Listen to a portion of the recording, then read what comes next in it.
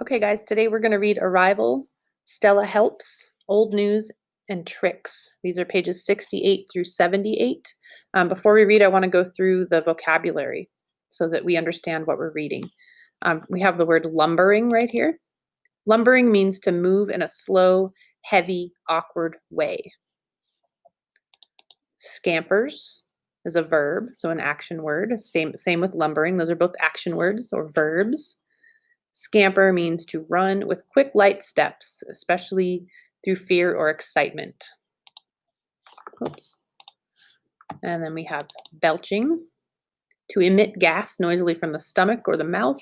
Or another meaning could be that, in our full definition here, to send smoke or flames out or up. Our next word is scuffling. Scuffle is a noun, but scuffling is actually a verb. It's describing an action.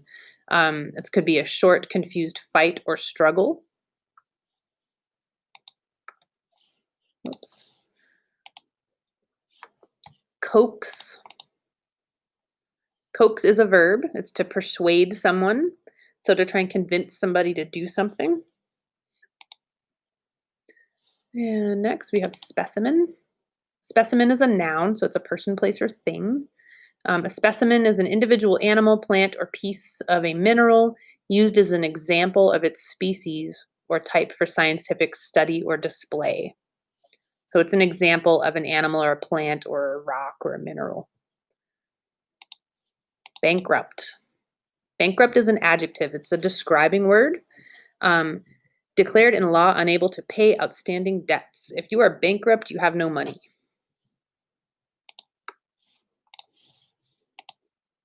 Entwined. Entwined is a verb. Entwine is a verb. The word entwined here is actually used kind of as a, well, it still is a verb, to entwine.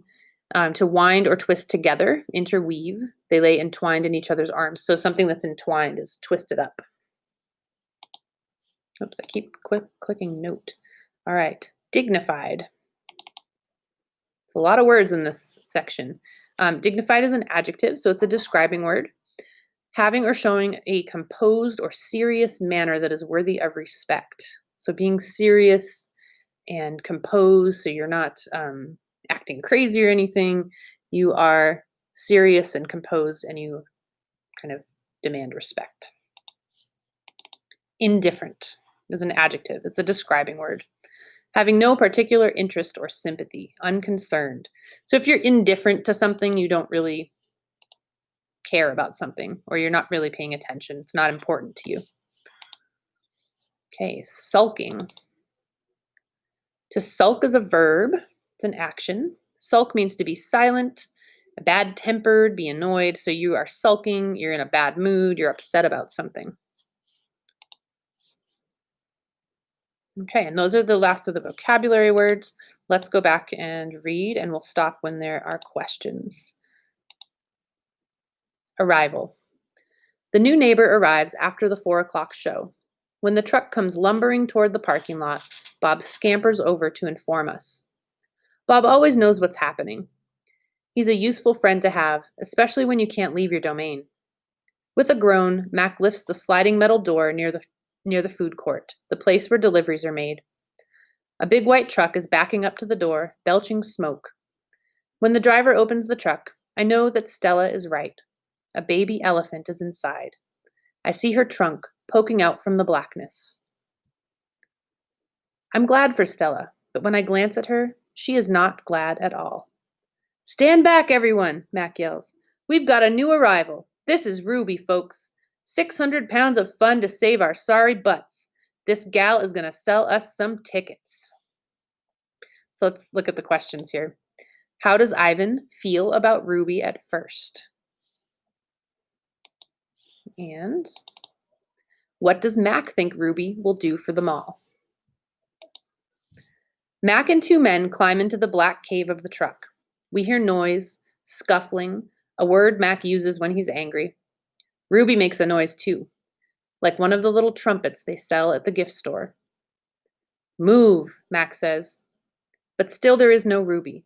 Move, he says again. We haven't got all day. Inside her domain, Stella paces as much as she's able. 2 steps one way, 2 steps the other. She slaps her trunk against rusty metal bars. She grumbles. Stella, I ask, did you hear the baby? Stella mutters something under her breath, a word she uses when she's angry. Relax, Stella, I say. It will be okay. Ivan, Stella says, it will never, ever be okay. And I know enough to stop talking. Why is Stella so upset? She's saying this will never, ever be okay. Why is she so upset? Stella helps. The men are still yelling. Some of the yelling is at each other, but most of it is at Ruby. We hear scrambling, pounding, shifting. The side of the truck shudders. I'm starting to like this elephant, Bob whispers. I'm getting the big one, Mac says. Maybe she can coax the stupid brat out of the truck. Mac opens Stella's door. Come on, girl, he urges. He unties the rope and attaches to the floor. He unties the rope attached to the floor bolt. Stella pushes past Mac, nearly knocking him over.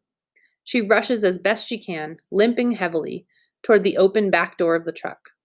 She catches her swollen foot on the edge of the ramp and winces. Blood trickles down. Halfway up the ramp, she pauses. The noise in the truck stops. Ruby falls silent.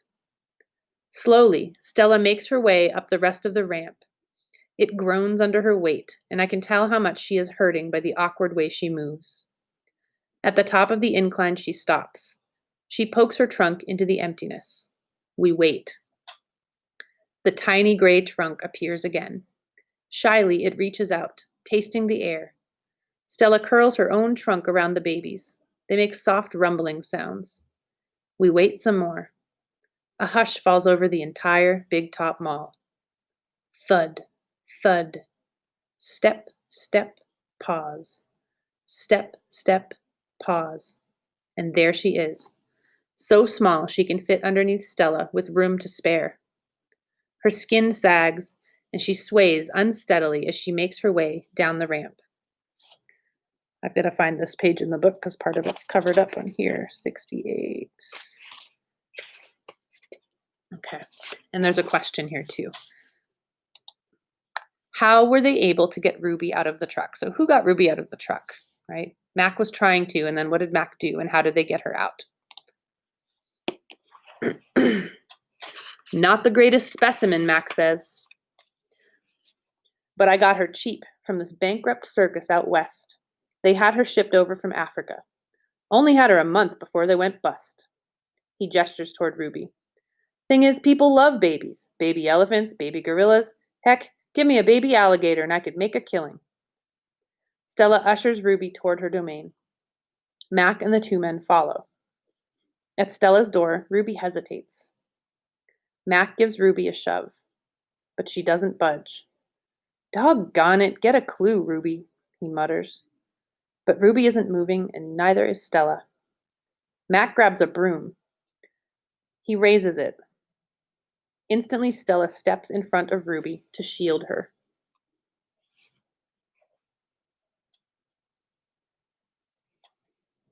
Get in the cage, both of you, Mac shouts. Stella stares at Mac, considering. Gently but firmly using her trunk, she nudges Ruby into her domain. Only then does Stella enter. Mac slams the door shut with a clang. And a question here. Oops. Why is Stella protecting Ruby? Think about that. Why is she protecting her? I see 2 trunks entwined. I hear Stella whispering. Poor kid, says Bob. Welcome to the Exit 8 Big Top Mall and Video Arcade, home of the one and only Ivan. Old news. When Julia comes, she sits by Stella's domain and watches the new baby. She barely talks to me. Stella doesn't talk to me either. She is too busy nuzzling Ruby. She is cute, little Ruby, with her ears flapping like palm leaves, but I am handsome and strong. Here's another spot I'm going to highlight to help you answer the question, how does Ivan feel about How does Ivan feel about Ruby at first? Because this is part of that. Bob trots a circle around my belly before settling down in just the right spot.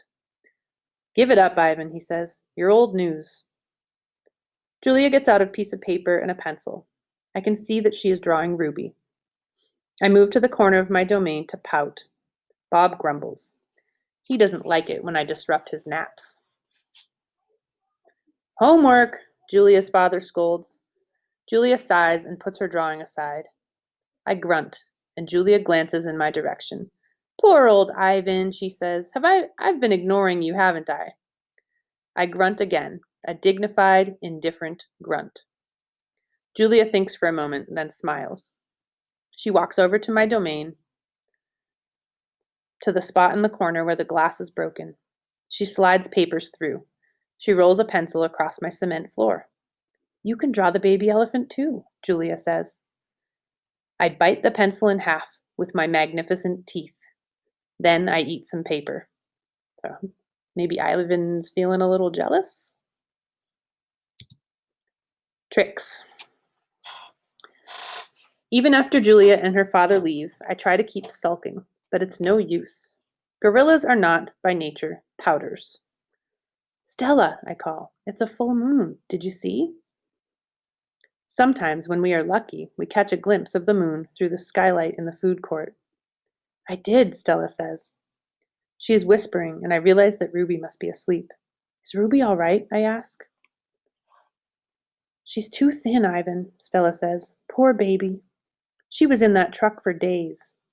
Mac bought her from a circus the same way he bought me. But she hadn't been there long. She was born in the wild, like us. Will she be okay? I ask. Stella doesn't answer my question. The circus trainers chained her to the floor, Ivan, all 4 feet, 23 hours a day. I puzzle over why this would be a good idea. I always try to give humans the benefit of the doubt. Why would they do that? I finally ask. To break her spirit, Stella says, so she could learn to balance on a pedestal, so she could stand on her hind legs, so a dog could jump on her back while she walked in mindless circles. I hear her tired voice and think of all the tricks Stella has learned. And our last question, what condition is Ruby in when she arrives at the mall?